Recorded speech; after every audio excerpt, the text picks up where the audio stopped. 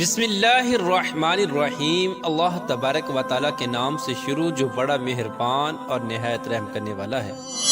اسلام کے ہر دور میں مسلمانوں پر طرح طرح کے ظلم و ستم کیے گئے اور مسلمانوں کو اللہ تبارک و تعالیٰ کی ذات اور ایمان سے دور کرنے کی ناکام کوششیں کی گئی، لیکن جو سچا مسلمان ہوتا ہے وہ اپنا سب کچھ تو لٹا دیتا ہے،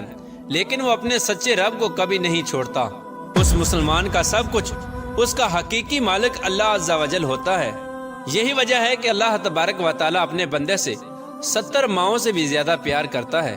ایسا ہی ایک ایمان افروز واقعہ آج کی اس ویڈیو میں ہم آپ کو بتائیں گے کہ کس طرح ایک خاتون نے اپنا سب کچھ اپنے سچے رب پر قربان کر دیا۔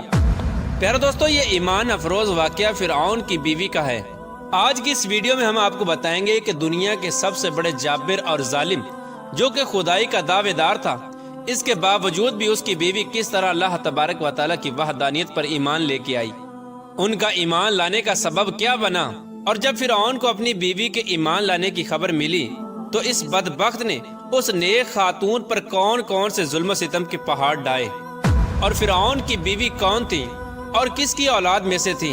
پیارے دوستو، اس قابل رشک قربانی کے بعد اللہ تبارک و تعالیٰ نے اس نیک خاتون کو کس قدر مقام اور مرتبہ عطا فرمایا تھا۔ پیارے دوستو، فرعون کی بیوی جن کا نام حضرت آسیہ رضی اللہ تعالی عنہا تھا، یہ بادشاہ مصر ریان بن ولید کی اولاد میں سے تھی، اور یہ ریان بن ولید وہی بادشاہ تھا جو حضرت یوسف علیہ السلام کے دور میں بادشاہ مصر تھا، اور یہ خوش نصیب بادشاہ حضرت یوسف علیہ السلام پر ایمان لے آیا تھا۔ فرعون کی بیوی حضرت آسیہ رضی اللہ تعالی عنہا انتہائی حسین و جمیل خاتون تھی، کیونکہ یہ خاتون بادشاہ کی اولاد میں سے تھی، اسی وجہ سے اس کے پاس مال و دولت کی کوئی کمی نہیں تھی۔ اسی وجہ سے ہر وقت خدام ان کے آگے پیچھے رہا کرتے تھے۔ یہ پاک دامن خاتون فرعون کو ناپسند کرتی تھی، لیکن فرعون چونکہ اس وقت مصر کا بادشاہ تھا، اسی وجہ سے فرعون نے اس خوبصورت عورت کی خوبصورتی کو دیکھ کر زبردستی اس سے نکاح کر لیا تھا۔ جبکہ حضرت آسیہ رضی اللہ تعالی عنہا اور ان کے والدین اس نکاح سے خوش نہیں تھے، لیکن انہوں نے حالات کی مجبوری کی وجہ سے حضرت آسیہ رضی اللہ تعالی عنہ کا نکاح فرعون سے کر دیا تھا۔ پیارے دوستو، فرعون کو حکومت و سلطنت اور مال و دولت کی کثرت اور طاقت کے نشے نے حد سے زیادہ مغرور اور بے لگام بنا دیا تھا۔ اس طرح اس بدبخت کافر نے ہزاروں بنی اسرائیل کے لوگوں کو اپنا غلام بنا کے رکھا ہوا تھا اور ان پر طرح طرح کے ظلم کرتا تھا۔ چونکہ اس بدبخت نے خدائی کا دعویٰ کر رکھا تھا، اسی لیے وہ تمام انسانوں کو اپنا غلام تصور کرتا تھا اور ان معصوم لوگوں کے ساتھ جانوروں جیسا سلوک کرتا تھا۔ چنانچہ وقت یوں ہی تیز رفتاری کے ساتھ چلتا رہا۔ سال مہینوں میں اور مہینے ہفتوں میں اور ہفتے دنوں میں تبدیل ہو کر گزرتے چلے گئے، اور پھر وہ وقت بھی آ گیا کہ اللہ تبارک و تعالیٰ کے پیارے نبی حضرت موسیٰ علیہ السلام اور حضرت ہارون علیہ السلام اس دنیا کے اندر تشریف لائے، اور مصر کی سرزمین لا الہ الا اللہ کی صداؤں سے گونج اٹھی۔ اللہ تبارک و تعالیٰ نے حضرت موسیٰ علیہ السلام اور حضرت ہارون علیہ السلام کو فرعون کی طرف اور ان کی قوم کی طرف دعوت حق دینے کے لیے اور ہدایت کی طرف بلانے کے لیے مبعوث فرمایا تھا۔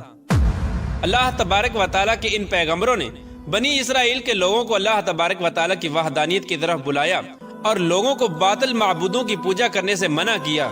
حضرت موسیٰ علیہ السلام نے فرعون کو طرح طرح کے معجزات دکھائے، لیکن اس کے باوجود بھی یہ لوگ کفر اور سرکشی پر اڑے رہے اور اللہ تبارک و تعالیٰ کی وحدانیت کا مسلسل انکار کرتے رہے۔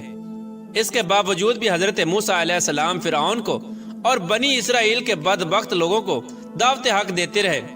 جب فرعون حضرت موسیٰ علیہ السلام کی اس تبلیغ سے تنگ آ گیا تو فرعون نے یہ خیال کیا کہ کیوں نہ موسیٰ علیہ السلام کو لوگوں کے سامنے جھوٹا ثابت کیا جائے۔ چنانچہ فرعون نے حضرت موسیٰ علیہ السلام کو جھوٹا ثابت کرنے کے لیے ایک خاص دن مقرر کیا، جس دن مصر کے اندر بہت بڑا میلہ لگتا تھا اور جس میلے کے اندر کثیر تعداد میں لوگ جمع ہوتے تھے۔ چنانچہ فرعون نے مصر کے تمام بڑے بڑے جادوگروں کو بلایا اور حضرت موسیٰ علیہ السلام کو جھوٹا ثابت کرنے کا کہا۔ چنانچہ جب وہ میلے کا دن آیا تو ایک وسیع و عریض میدان سجایا گیا، اور ادھر فرعون اپنی فرعونیت کے نشے میں مخمور ہو کر اپنے عالی شان تخت پر جا بیٹھا، اور سلطنت کے کونے کونے سے بلائے گئے बड़े बड़े जादूगर भी जमा हो चुके थे और इस तरह हजारों अफराद का मजमा भी जमा हो चुका था और ये हक और बातिल का अजीम तरीन मार्का था जिसको देखने के लिए बेशुमार लोग जमा हुए थे। और इधर अल्लाह तबारक व तआला के सच्चे नबी हजरत मूसा अलैहिस्सलाम और हजरत हारून अलैहिस्सलाम भी तशरीफ ला चुके थे और हजरत मूसा अलैहिस्सलाम के चेहरे अनवर पर जाहो जलाल नजर आ रहा था। चुनाचे इस अजीम मार्के का आगाज हुआ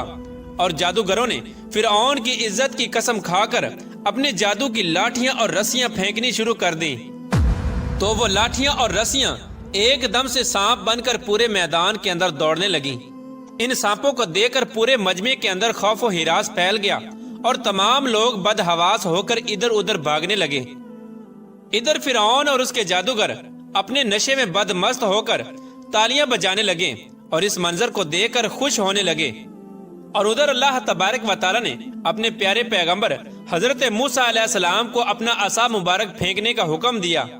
तो उस वक्त हजरत मूसा अलैहिस्सलाम ने अल्लाह तबारक व तआला के हुक्म की तकमील करते हुए अपने असा मुबारक को उन सांपों के हजूम में डाल दिया। चुनाचे देखते ही देखते हजरत मूसा अलैहिस्सलाम का वो असा एक खौफनाक और हैबतनाक अजदहा बनकर नमूदार हुआ जिसने जादूगरों के तमाम छोटे छोटे सांपों को निगल लिया। हक और बातिल का ये अजीमुशान मोर्जा देकर जादूगरों के दिलों में ईमान का नूर चमक उठा और तमाम जादूगर अल्लाह तबारक व तआला की बारगाह में सजदे में गिर गए और तमाम जादूगरों ने अल्लाह तबारक व तआला की वहदानियत की तस्दीक की और अल्लाह तबारक व तआला की सच्ची जात पर ईमान ले आए।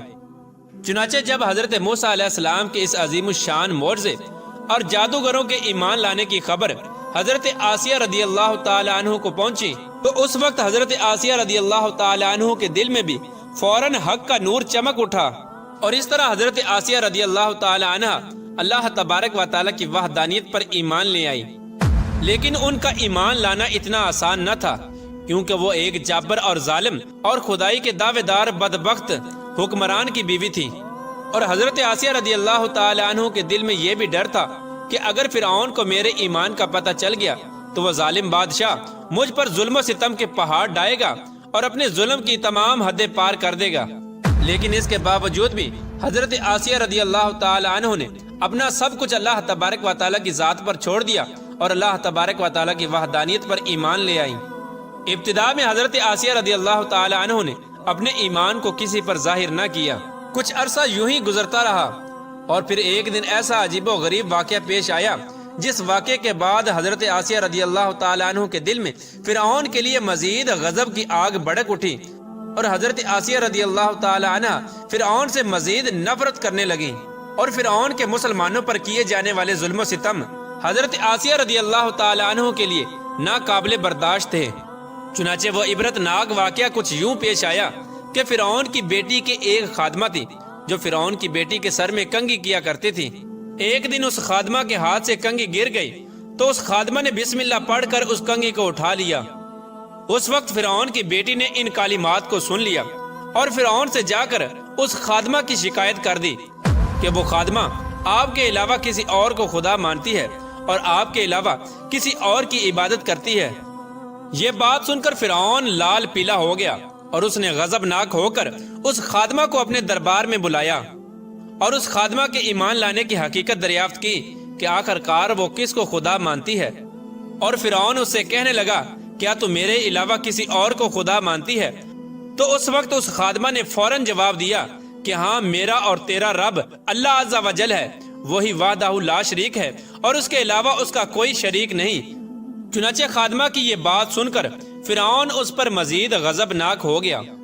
चुनाचे फिरऔन ने उस खादमा को और उनके मासूम बच्चों को खौलते हुए तेल में डाल दिया और उनको शहीद कर दिया। ये खौफनाक और दिल खराश मंजर उस वक्त फिरऔन की बीवी भी देख रही थी। इसी दौरान अल्लाह तबारक व तआला की कुदरत की जलवा गरी हुई और अल्लाह तबारक व तआला ने हजरत आसिया रदी अल्लाह तआला अन्हु की आंखों से गैब के पर्दे उठा दिए थे और फिरऔन की बीवी की बसीरत को रोशन फरमा दिया था। और फिरऔन की बीवी ने यह मंजर भी देखा कि फरिश्ते उस खादमा की रूह को लेकर आसमान की तरफ जा रहे हैं। इस तरह फरिश्तों को देखने के बाद फिरऔन की बीवी का ईमान मजीद मजबूत हो गया और वो मजीद अल्लाह तबारक व तआला की वहदानियत का यकीन करने लगी और हजरत मूसा अलैहिस्सलाम की सदाकत اور حقانیت بھی واضح ہو گئی۔ اس خوفناک منظر کو دیکھنے کے بعد فرعون کی بیوی سوچ میں پڑ گئی اور سوچنے لگی کہ میں مسلمان ہونے کے باوجود بھی مسلمانوں پر ہونے والے ان تمام تر ظلم و ستم کو کس طرح برداشت کر سکتی ہوں۔ ابھی فرعون کی بیوی انہی خیالات کے اندر گم تھی کہ فرعون اپنی بیوی کے پاس آیا اور اس مظلوم عورت پر کیے جانے والے اپنے ظلم و ستم کی داستان کو اپنی بیوی کے ساتھ بیان کرنے لگا۔ اس وقت فرعون کی بیوی نے اپنے دل ہی دل میں فرعون کے خلاف بغاوت کا علم بلند کرنے کا ارادہ کر لیا تھا۔ جب فرعون نے اپنی بیوی کو اس مظلوم عورت کو شہید کرنے کی خبر دی تو فرعون کی بیوی نے فرعون سے کہا کہ اللہ تیری خرابی ہو، کس شے نے تجھے اللہ تبارک و تعالیٰ کے مقابلے میں اتنا بے باک کر دیا ہے؟ یہ بات سن کر فرعون ایک بار پھر بھڑک اٹھا اور اپنی بیوی سے کہنے لگا کہ تجھے بھی اسی جنون نے آ لیا ہے جس جنون کے اندر وہ خادمہ مبتلا تھی۔ چنانچہ اس کے جواب میں فرعون کی بیوی نے فرعون سے کہا کہ مجھے کوئی جنون نہیں آیا، میں تو اس خدا وحدہ لا شریک پر ایمان لا چکی ہوں جو میرا اور تیرا اور تمام جہانوں کا سچا رب ہے۔ اس طرح اس بہادر خاتون نے کھلا مکھلا فرعون کے سامنے اپنے ایمان کا اظہار کیا۔ فرعون اپنی بیوی کی یہ بات سن کر حیران و پریشان رہ گیا اور فرعون شروع میں بغیر کسی ظلم و ستم کے اپنی بیوی کو سمجھانے کی کوشش کرنے لگا، اور فرعون نے اپنی بیوی کو ایمان سے دور کرنے کے لیے ان کے والدین کو بھی بلایا اور ان کو دھمکی دینے لگا کہ اگر تمہاری بیٹی نے حضرت موسیٰ علیہ السلام کے خدا کا انکار نہ کیا تو ضرور یہ موت کا مزہ چکھے گی۔ چنانچہ حضرت آسیہ رضی اللہ تعالیٰ عنہ کے والدین نے تنہائی کے اندر حضرت آسیہ رضی اللہ تعالیٰ عنہ کو سمجھانے کی کوشش کی، لیکن حضرت آسیہ رضی اللہ تعالیٰ عنہ کا ایمان چونکہ مضبوط ہو چکا تھا، اسی وجہ سے انہوں نے ان کی بات ماننے سے انکار کر دیا، اور حضرت آسیہ رضی اللہ تعالیٰ عنہ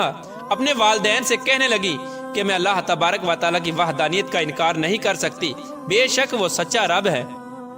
چنانچہ جب فرعون کا یہ حربہ بھی ناکام ہو گیا تو اس وقت فرعون نے اپنی بیوی کو طرح طرح کی اذیتیں دینے کا فیصلہ کیا